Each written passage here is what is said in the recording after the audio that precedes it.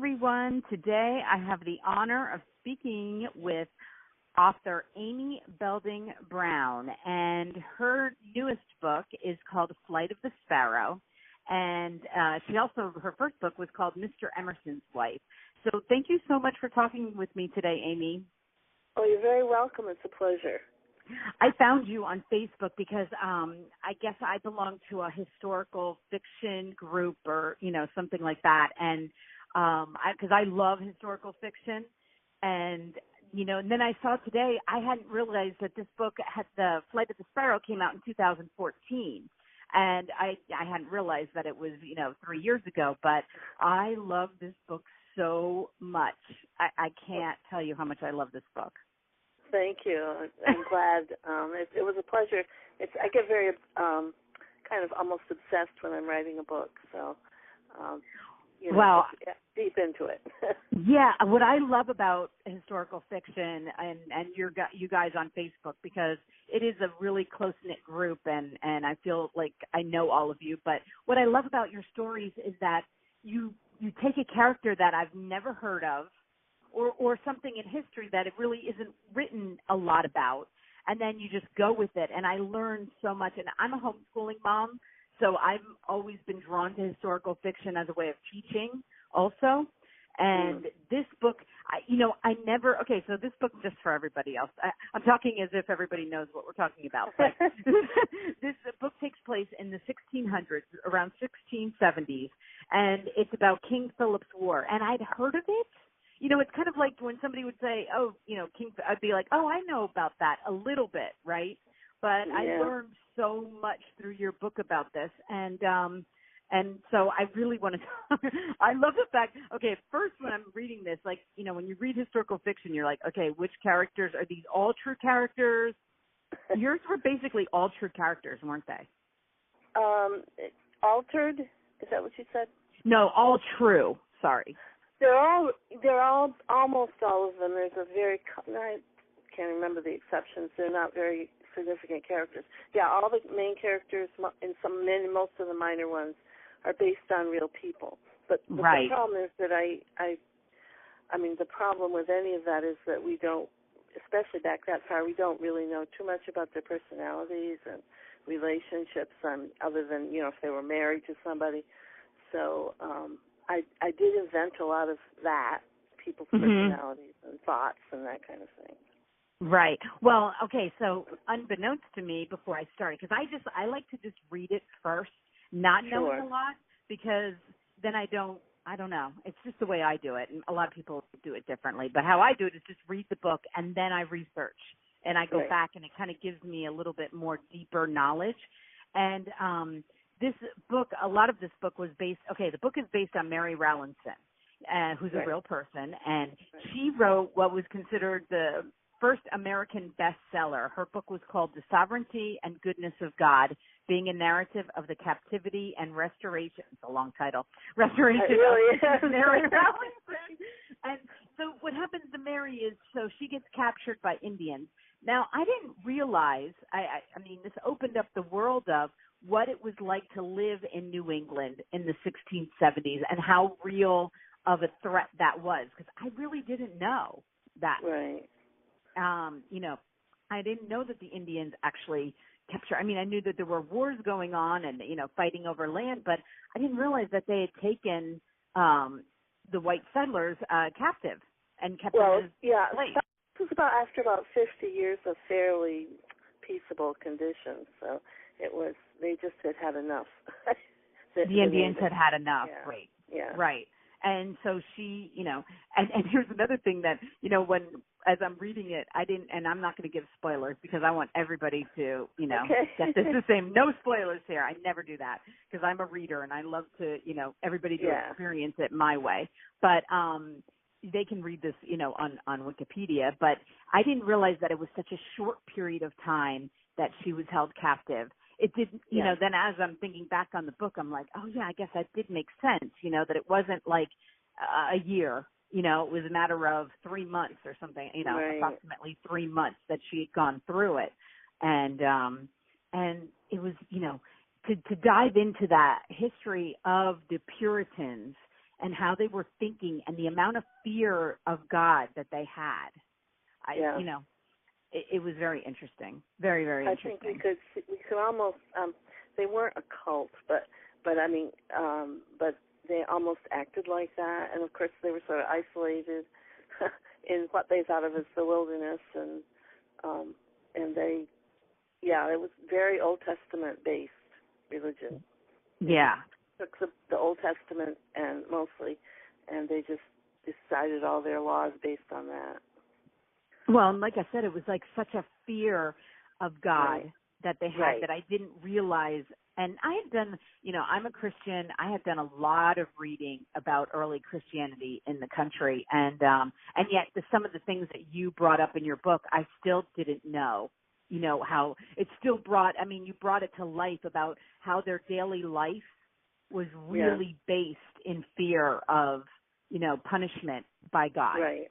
Yeah. To the very littlest things as food and, just everything. Everything felt, they felt very punished all the time if anything happened. I also think that one of the important things that I learned when I was doing the research is that they didn't think of it just, individually. I mean, yes, you could be punished individually, but it was also more of a group thing, so that one person sinning or doing something terrible could bring God's punishment down on the whole town. That was their attitude. So it was important to keep everybody in line for that reason.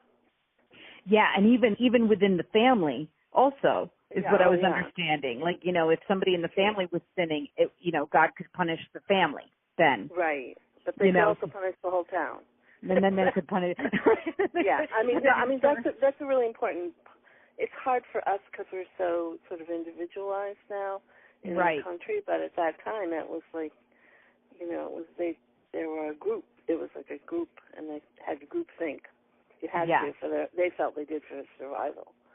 Right, which is, what you brought up a lot in your book about how food, we don't understand, because we take eating very for granted, okay? But even the colonies and the and the American tribes were also, like, food was huge because a bad crop, a bad season, it was a really important thing at that time to make sure that everybody was eating. And, I guess I did realize, because wasn't there a colony that actually got eliminated because they starved? I don't know, way back. Yeah, well, I guess in Virginia, I'm not as familiar. Yeah, that's what I was thinking, Virginia. But there were groups that tried to settle before the Virginia and before, there was one up in Maine, in the Popham area, and I don't think they had women, but anyways, they didn't survive. I mean, they didn't all die, but they just gave up and went back to England. Right. So, because they just couldn't hack it, And I guess figuring out winters, like how to store food for the winter, and, I don't know, you brought it up a lot, so I was like, I hadn't really thought about like what a huge concern, and then therefore, not wanting God's wrath, because when they didn't have food, it was therefore thinking that they were being punished also. Right. So, and I wanted to ask you, the one minister's name, Mathers? Yeah. Okay. Yeah. Is he was a real, was he Cotton Mathers? Is that who you were? He was Cotton Mather's father. Cotton Mather's father. Okay. Right. In fact, because I had heard of him. Yep. He's not, Cotton Mather's sort of better known now, but if you read the book, I'm pretty sure I kept it in there. It's one of those things in the revision process, but I think Cotton Mather shows up as a boy. At least he did in one of my versions. Well, that's okay. You know what? And I was listening a lot to your book too, so sometimes you lose a little bit in listening. Yeah. It's possible I took out when I was revising. It wasn't a big thing, but Cotton Mather was Increase's son. Okay. All right. And so, he became because I didn't know if Cotton was the nickname, like I kept waiting to hear the reference, if there was some kind of nickname, and I didn't know the years that he was, to put together what years he was. Yeah. I just know that I had heard of him, Cotton's a funny name, but it was actually, he was named after, I don't know if it was a relative, it might have been, but John Cotton, who was one of the first ministers to come over from England. Oh, and so it was like a family, I think it was a family name. An honorary name. Right.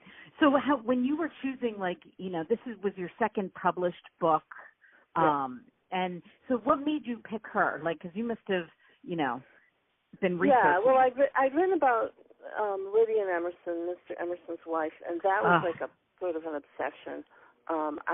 She was a person that I thought was this amazing person who just was overlooked, and she hardly even appeared in biographies of Emerson before the 1980s. And so when I was done with that, you know, my agent and my editor were saying, well, what are you going to write next? And I was interested in the Puritans because so much of what Emerson and that whole transcendental movement were doing was they were sort of rebelling against their Puritan, intellectually rebelling against their Puritan ancestors. And so it made me curious about the Puritans and what they really thought. And I think it was my editor said, well, or somebody said, oh, maybe about the witchcraft. And I was like, that's been done a lot. And, I mean, it's not that it wasn't important and interesting. Right. A lot of people don't know much about American history between, you know, they have the Pilgrims, they have the Salem witchcraft trials, and then they have the Revolution. And so I wanted to get into something that was a little different. And I happened to be in a museum in Massachusetts that had a little Indian museum. But anyways, the gift shop of the museum had Mary Rowlandson's copy of Mary Rowlandson's her book, which is easy to get. It's in fact, you can get it online for nothing because it's in the public domain. And it just looked interesting to me, and as a possible something to write about. And so I picked it up and read it, and it's, you know, it's very 60. I don't know if you've read it, but I saw parts of it. I looked up parts of it. I mean, it's a little hard to read. It's, you know, 17th century writing is a little tough. But anyways, I read it, and it seemed like it's just a really good sort of dramatic story. So I started in on it, and when I research, it sort of starts at one point, and I was going to originally write her story of captivity, and then I became kind of curious and interested in how it was after you had that captivity, going back into the society, and it's pretty clear from her own book, her own narrative, that there was some sort of gossip about her. You know, that she alludes to it a couple times, and so I thought, well, probably they just assumed that she would have been raped, because that's what the English tended to do when they captured people in war and stuff. Right. So, so it just got me interested, and I dug into it more, and so some of that's imagined, but a lot of the places, you know, her husband, the places she lived and stuff, I found out some of that stuff, and that's why I pursued it. So it's kind of, the book is kind of like my novel's kind of like in two parts. Yeah. How she negotiates the return. Right. Well, I love, first of all, you know, just for everybody out there, the way you weave that story, you know, from the first scene to the last scene. Like, I love how it fit together, you know, like I love those aha moments of like, oh, okay, I get it now. Like, I mean, her story is, you wrote it so beautiful. And of course, in this day and age, like, I read about a woman like her and the things that she was thinking, that, you know, she was scared because she didn't know if other women, I mean, when you look around and everybody else is, you know, doing the Puritan wife thing. Right. And, you know, like, and her thoughts were, because of, you know, being out and actually getting out of the Puritan life for the short amount of time she did, you know, it kind of gave her more of a sense of freedom than any of them had ever had. And, you know, the way she struggled with trying to, you know, go back to being a Puritan wife, you know, and you always wondered, like, because we aren't faced with that, you know, like they really had a role that they had to play, whether they agreed or not, which more of it, I guess just goes back to fear of having any kind of impure thoughts. You could be punished, or even you could be shunned, which was probably about the worst thing, especially if you're in this little frontier town and nobody wants to talk to you. It's a pretty terrible thing in this day and age when people are bullied in that way, women and girls and stuff. Mm-hmm. And to be, you know, like nobody wants to have anything to do with you. That's probably almost the most terrifying thing. Right. To have that happen. I have to be honest and say, you know, like, I don't really know what her personal thoughts were. Probably in real life, 3 months isn't long enough for her to go through all that transformation, and I think she probably didn't quite know what to make of the difference, the freedom that the Native women had compared to the Puritan ones. But there were women later who were captured and tended to stay longer with their Indian captors who had that experience, and they didn't really want to go back. So I kind of took that and superimposed it on Mary Rowlandson. Well, and the fact that you read her book, I mean, I guess you would have gotten glimpses of what she was thinking, even though, we find out her book had a lot of, it was changed more than she wanted it to be, then. I don't know if it really was, but her book, it's kind of like it has 3 layers in there. It has the actual dramatic layer of what happened, which is the most interesting to me, but then there's this whole layer of sort of pieties and Puritan ideas that don't always fit with what actually happened to her. Right. And then there's scripture in there, too. So, I sort of felt like if it wasn't edited by, it was edited by somebody, I think, but or somebody told her how to edit it or something, because it's, it doesn't all quite fit together. But I don't honestly know. I think that one of the things about, like, women were supposed to love God more than their children were not, that was really important, and yet I think I can't imagine that women didn't love their children desperately, more than anybody else. So that's kind of a hard thing to not, too instinctual to go away with. But I do have to say, like, being raised as a Christian and doing all the research and even kind of being involved in a church, when I was raising my children, I had 6 children, and I was involved in a very, very fundamentalist Christian church. And it's amazing to me, well, I know what I had to do to break free of it, but it was amazing to me when I was in it how that's why I guess I studied the Puritans so much, because there's still a lot of those ideals out there that you kind of, like, if things were happening, certain things were happening with my children, I would have people from the church come to me and say, well, you need, this is what's going wrong. This is what, and it would be the simplest of things with raising my children. And they'd say, you're not getting them to agree with this, and this is what you have to do. It's still out there. I mean, it really is. I think we're seeing evidence of it too, absolutely. in this day and age. It's very insightful in the fact that you had that experience yourself. I don't think it was probably all that different. Well, they were a little more extreme. I mean, there's been growth, I should say, but it still is interesting to me that was in the 1600s. We're now at 2017, and there are still a lot of those ideals that are still there. Some of the religious ideas are still there. One of the other things that I tried to bring in, but it really struck me when I was doing the research, is how much the Puritans were. They brought their English ideas over from that whole stratified society, and that just it would never have occurred to them that people could be equal. Right. That was just not, that wasn't in the thinking. Exactly. Exactly. Well, anyway, before we talk about your writing, I just want to tell you, I loved it. Thank you. Okay, it was an amazing book, and I hope everybody goes out and gets a copy. But let's talk about so do I.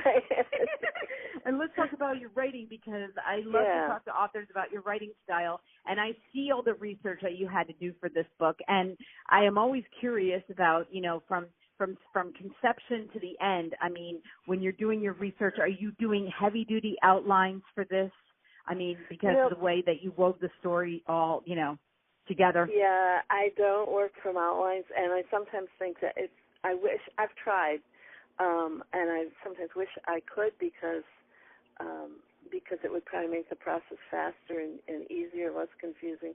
But it's more, it's a lot more sort of organic. One of the things when I've done outlines for stories and things, and I try to work from them, is it kind of I lose the impetus to write. So for me, writing, the big joy of it, or one of the big joys of it, is discovering as I go along, discovering the story. So when I'm working with someone like Mary Rowlandson, who I have some of her story, but pieces, and then I get into the research, which I also love a lot, and I can get lost in the research. But one thing leads me to another, so it's a little bit following my nose. It's sort of an organic thing, and once I get deep enough into it. I'll do some, once I get some research down, then I'll start to write, and that will lead me to new questions, and I'll do more research. So it's kind of an ongoing process. The research can go kind of late into the process.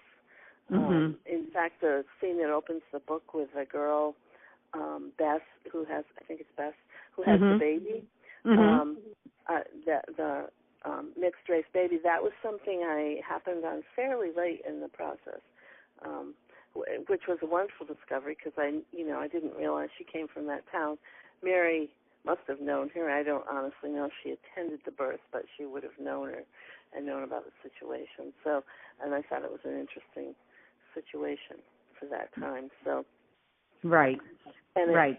That's Mary up as being a little bit of a rebel, yeah. sort of belief. So, but then once I've done the research and kind of gotten the outlines, then I have to make a story out of it and figure out where I'm going to start and end, and all of that takes a lot of time, and I enjoy it, but it's time consuming. So. Yes. Well, it's the thing that I think that I enjoy the most because I know that the historical fiction writers, like you guys, just love to research, and I love to research. I mean, history's like my favorite subject. So, I love learning because I know that it's so well researched that I love the stories from it. Oh, but you said okay, so your other book came out on Emerson when Mr. Emerson's Wife. Did that come out in 2012? No, that was 2005. I'm a slow writer. 2005, okay. But I also was working full time between those books. So. Oh, okay. I was thinking they were like 2 years apart. Okay, so you did say a lot of people can do that, but I can't. Don't seem to be able to. Well, you said you're researching a book right now. Can you tell us anything about it? Well, it's based on It's based on a real person who was an Irish immigrant from Ireland after the potato famine, who became the maid to Emily Dickinson. So and she was there for the last 17 years of Emily's life, and so I've been researching the Irish immigrant experience, which was harrowing and very difficult. There was a lot of anti-Irish feeling, especially in Massachusetts, when she came. And then, of course, Emily Dickinson, who's sort of a mystery right herself. So. Wow. I already want to read it. Oh, good. I want to finish writing it. Do you have a deadline that you're trying to meet? No, well, only in my head, and I keep pushing it back. So, I was hoping to get it done by the end of the year, but every time I say something like that, it's almost like the kiss of death, because I'm like, no. And things come up. I have 4 children. They're all grown, but things come up, and I just had a new grandson this summer. So that's nice. So. Yeah, unfortunately for us, I do the same thing. It's like I could work 24 hours a day, but I force myself to, go enjoy the grandkids and do it. You don't want to give that up. No, you don't want to give this time up. We worked hard to get to that point, so we want to definitely enjoy the grandchildren. Exactly. Well, everyone, again, the name of the book is Flight of the Sparrow. Do you have a name already for your new book, or no? No, I don't. I'm sorry. Okay. Well, I just love the name of your books. I mean, right away I want to know. I'm like, oh my gosh, I wonder, because like Mr. Emerson's Wife, right away we know Waldo Emerson, but what do we know about his wife, Yeah. So I love the titles of your books, but Thank anyway, you. So we look forward to your next one. So happy writing. Thank you. And keep in touch. So Let me know. All right, I will. Thank you. It's good talking Thank you, to you. Amy. We'll talk to you soon. Okay. Bye-bye. Bye-bye.